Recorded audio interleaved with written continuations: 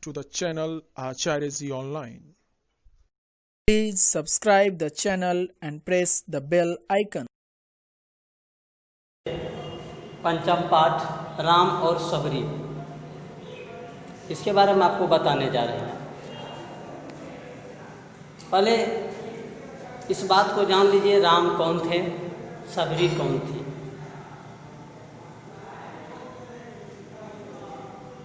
अयोध्या के प्रतापी राजा, जो कि सरयू नदी के किनारे अयोध्या अवस्थित है, अभी उत्तर प्रदेश राज्य में है, तो प्रतिष्ठित राजा दशरथ के 4 पुत्र हुए। उसमें सबसे श्रेष्ठ पुत्र राम थे और राम का जन्म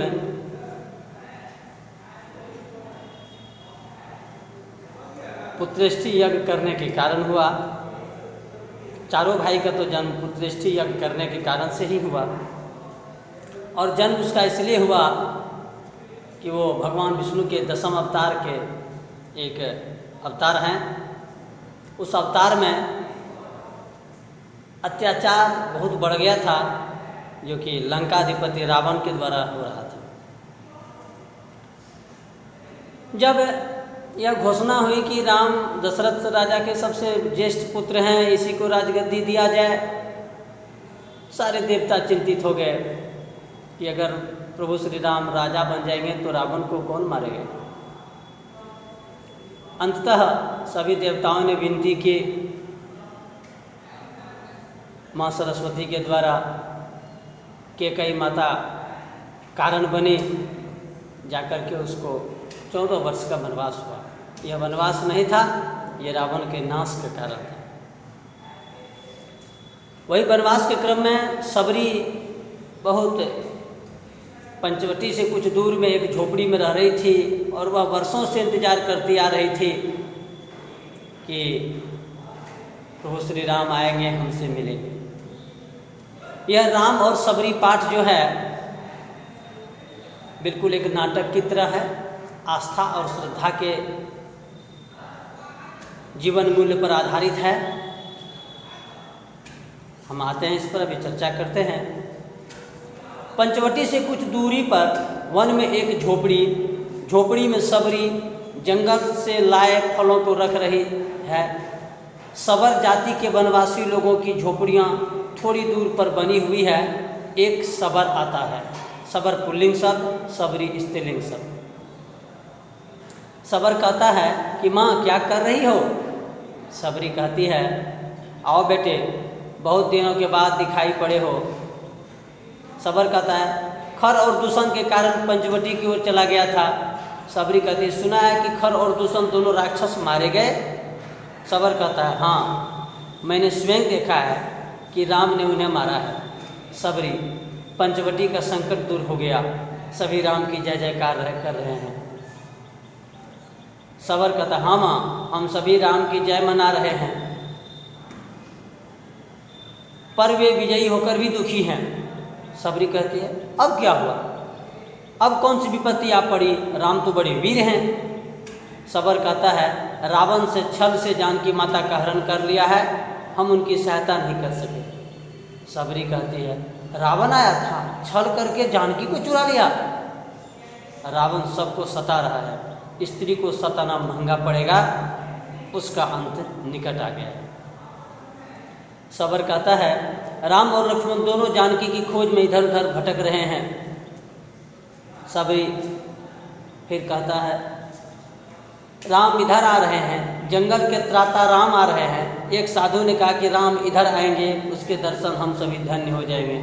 फिर सबर बोलता है, यही संदेश देने आया था। माँ, तो आप भगवान शिव के साथ विष्णु की भी पूजा करती हैं, आप राम में विष्णु की छवि देखती हैं। सबरी कहती है, हाँ बेटे, रावण के अत्याचार से सब नष्ट, सभी चले गए। पूजा में समय बिताती हूँ, अपने दुखी लोगों की सेवा करती हूँ। अब श्री राम की सेवा का अवसर मिलेगा, जाओ सबको बता दो। सबर कहता है, हाँ, मैं सबको बता दूंगा। सबर चला जाता है। अब दूसरा दृश्य, सबरी राम के स्वागत के लिए झोपड़ी के चारों ओर साफ सुथरा कर रही है। दोनों पगडंडियां हैं, पगडंडियां रास्ते वे साफ कर रही हैं, दो तरफ पगडंडियां हैं। वह देखकर प्रसन्न होती है। 2 क्षण के बाद बेर की टोकरी की ओर देखती है। उसी समय पड़ोस की एक बालिका आ जाती है। सबरी राम के स्वागत के लिए टोकरी में बेर है, पर इसमें सड़े गले भी हैं, इसे चुन लेना चाहिए। बालिका कहती है, मैं चुन दूँ दादी माँ? सबरी कहती है, यह काम मैं ही करूँगी, तुम साथ बैठो, देखो कुछ सीखो। बालिका बोलती है, दादी माँ कुछ सिखाओ तो सीख लूँगी, तुम भगवान का नाम जपोगी कि बेर चुनोगी? सबरी कहती है, साथ साथ चुनो, और तुम्हारी बात मान गई। दोनों साथ साथ मिल करके बेरों को चुनती है। फिर सबरी सड़े बेर को दूर फेंक आने को कहती है। बालिका सड़े बेरों को लेकर चली जाती है। सबरी अपने आप से कहती है, अब मुझे मीठे बेर को चुन लेना चाहिए, पर कैसे पता चलेगा बिना चखे कि यह कौन मीठा है या कौन खट्टा है? चख कर मीठे बेरों को राम लक्ष्मण के चुन लेता हूँ। सबरी बेर को दांत से काट कर मीठे बेर को चुनने लगती है। कुछ देर में बालिका लौट आती है। वह देखती है, उसे बड़ा आश्चर्य होता है, बड़ा अचरज होता है। फिर निकट आकर कहती है, दादी माँ बेरों को झूठा कर रही हो, राम झूठे बेर खाएंगे? सबरी कहती, झूठा नहीं कर रही हूँ पगली, मीठे बेरों को ढेर से चुन रही हूँ। बालिका, ऐसे ही चुना जाता है? सबरी, मैं तो राम के लिए ऐसे ही चुनूंगी। बालिका, तुम और तुम्हारे राम दोनों अद्भुत हैं, ऐसा कहती है। बड़ा आश्चर्य होता है कि झूठे बेर राम कैसे खाएंगे। अब इस नाटक का तीसरा दृश्य है। राम और लक्ष्मण सबरी की झोपड़ी की ओर आ रहे हैं। सबरी अपनी झोपड़ी के द्वार पर आकर राम का स्वागत करती है। राम सीता हरण की पीड़ा को भूल गए हैं। सबरी कहते, राम मेरे राम दर्शन दिए, आ गए। बड़े ही व्याकुल हो जाती है। राम कहता है, हाँ मैं आ गया सबरी, मुझे मालूम है कि रावण के अत्याचार से यह वन त्राही त्राही करता रहा है। तुम बड़े साहस के साथ सबको ढाढ़स बांधती रही हो। तुम्हारी झोपड़ी ऋषि का आश्रम है। सबरी कहती है, हम जंगल के लोग छोटे माने जाते हैं राम, पर हमारा हृदय छोटा नहीं है, व्यवहार खोटा नहीं है। राम कहता, मैं जानता हूँ सबरी, तभी तो तेरे द्वार पर आया हूँ। धरती माँ के पुत्र और भगवान के भक्त कभी छोटे नहीं होते। दूसरों को सताने वाला छोटा होता है, दूसरों को छोटा समझने वाला छोटा होता है। सबरी राम के चरणों को में झुकती है। उस समय लक्ष्मण भी जानकी हरण के दुख को भूल जाते हैं। सबरी राम लक्ष्मण की झोपड़ी में आकर बैठाती है। राम प्रसन्न भाव से बैठते हैं। सबरी कहती है, राम मेरे मीठे बेर खाओगे, मेरे सत्कार को अपनाओगे? राम कहता है, हाँ सबरी, मैं तो मीठे बेर खाने ही आया हूँ, चलते चलते थक गया हूँ। सबरी कहती है, राम जीवन में थकना और हारना नहीं जानता, वह तो सबको बताने आया है कि जीवन में थको मत, हारो मत और अपने लोगों के भाव को स्वीकारो। राम कहता है, हाँ सबरी, अब बेर तो खिलाओ, भाई लक्ष्मण भी इस जंगल के बेर के लिए ललक रहे हैं।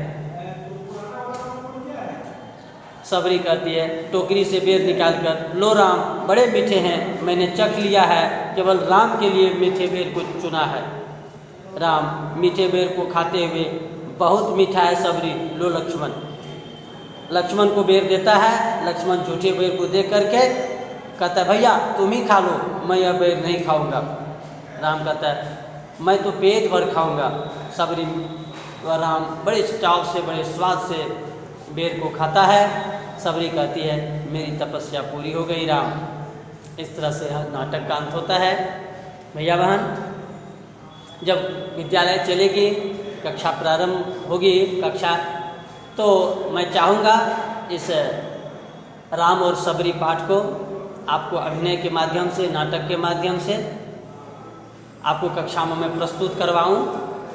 मुझे विश्वास है आप इसमें पूरे मुझे सहयोग देंगे। अब मैं आपको इस पाठ के कुछ प्रश्न हैं, अभ्यास 1 नंबर के प्रश्न आपको मैं बताने जा रहा हूँ। आप इस 1 नंबर के प्रश्न को आप देखेंगे।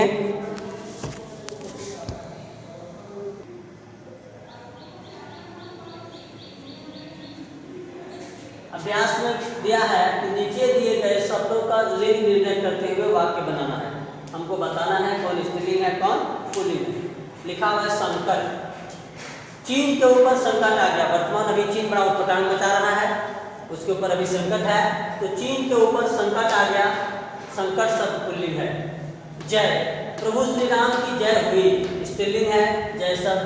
विपत्ति, उसके साथ विपत्ति आ पड़ी, यह भी स्त्रीलिंग है। पूजा, सबरी ने श्री राम की पूजा की, यह भी स्त्रीलिंग है। सेवा, लक्ष्मण ने श्री राम की सेवा की, यह भी शब्द स्त्रीलिंग है। आश्रम, यह सबरी का आश्रम है, यह शब्द पुल्लिंग है। बेर, सबरी ने राम को बेर दिया, यह भी शब्द पुल्लिंग है। यह पहला प्रश्न है। पहला प्रश्न के आप सारे प्रश्नों को मैंने बता दिया। भैया बहन, आपकी सूचना के लिए एक है